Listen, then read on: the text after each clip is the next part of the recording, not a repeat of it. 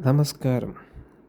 അടുത്ത കാലത്തിറങ്ങിയ മലയാളത്തിലെ ഏറ്റവും മികച്ച മൈൻഡ് ബെൻഡിങ് ത്രില്ലറുകളിൽ ഒന്നാണല്ലോ സംഭവം അധ്യായം 1.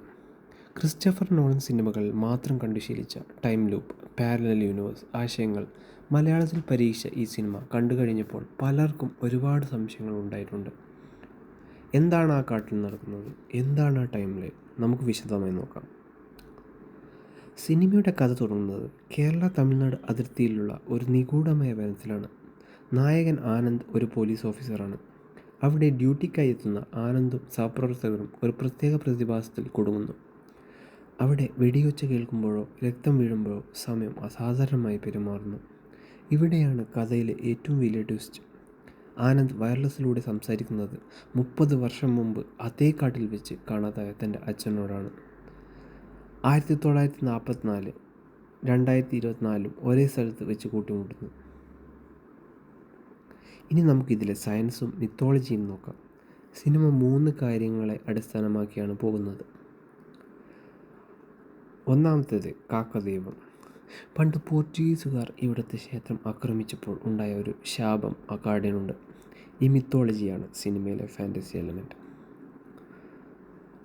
ആ കാട്ടിൽ ഒരു വെടിയൊച്ചയോ വലിയ ശബ്ദമോ ഉണ്ടാക്കുമ്പോൾ സമയം ഷിഫ്റ്റ് ആകുന്നു. അതുകൊണ്ടാണ് ഓരോ തവണ വെടിവെക്കുമ്പോഴും അവർ അറിയാതെ മറ്റൊരു ടൈം ലൈനിലേക്ക് മാറുന്നത്. നിങ്ങൾ ശ്രദ്ധിച്ചാൽ കാണാം, അവർ കാട്ടിൽ നിന്ന് പുറത്തേക്ക് നടക്കാൻ ശ്രമിക്കുമ്പോൾ വീണ്ടും പഴയ സ്ഥലത്ത് തന്നെ തിരിച്ചെത്തുന്നു. ഭൂമിശാസ്ത്രപരമായ ഒരു ലൂപ്പാണിവർ കുടുങ്ങിയിരിക്കുന്നത്. 1994 പോലീസുകാരും 2024 പോലീസുകാരും ഒരേ ഫ്രീക്വൻസിയിൽ സംസാരിക്കുന്നത് അവർ ഒരേ സ്ഥലത്ത് വ്യത്യസ്ത സമയങ്ങൾ നിൽക്കുന്നുകൊണ്ടാണ്. കാട്ടിൽ കാണുന്ന പഴയ മൃതദേഹങ്ങളും യഥാർത്ഥത്തിൽ ഭാവിയിൽ അവിടെ മരിക്കാൻ പോകുന്നവരുടേതോ അല്ലെങ്കിൽ ലൂപ്പിൽ കുടുങ്ങി മരിച്ചവരുടേതാണ്. ക്ലൈമാക്സിൽ ആനന്ദ് തൻ്റെ അച്ഛനെ രക്ഷിക്കാൻ ശ്രമിക്കുന്നത് നമ്മൾ കണ്ടല്ലോ. ഇവിടെ ഗ്രാൻഡ് ഫാദർ പാരഡോക്സ് എന്നൊരു കൺസെപ്റ്റ് ആണ് വരുന്നത്. ഭൂതകാലത്തിൽ ഒരു മാറ്റം വരുത്തിയാൽ അത് ഭാവിയെ എങ്ങനെ ബാധിക്കും എന്നുള്ളതാണ് കാണിച്ചിരിക്കുന്നത്. ആനന്ദ് 1994 സാഹചര്യങ്ങളിൽ ഇടപെടാൻ ശ്രമിക്കുന്നതോടെ നിലവിലുള്ള റിയാലിറ്റി തകർക്കാൻ തുടങ്ങുന്നു. അധ്യായം 1 അവസാനിക്കുന്നത് ഒരു വലിയ സസ്പെൻസിലാണ്. ആനന്ദ് ആ ലൂപ്പിൽ നിന്ന് പുറത്ത് കടന്നോ അതോ മറ്റൊരു ലൂപ്പിൽ അകപ്പെട്ടോ എന്ന് വരാനിരിക്കുന്ന 2ാം ഭാഗത്തിലേ നമുക്ക് അറിയാൻ സാധിക്കുകയുള്ളൂ. ചുരുക്കത്തിൽ പറഞ്ഞാൽ മലയാളത്തിൽ ഇതുവരെ പരീക്ഷിക്കാത്ത ഒരു ഗംഭീര പരീക്ഷണമാണ് സംഭവം.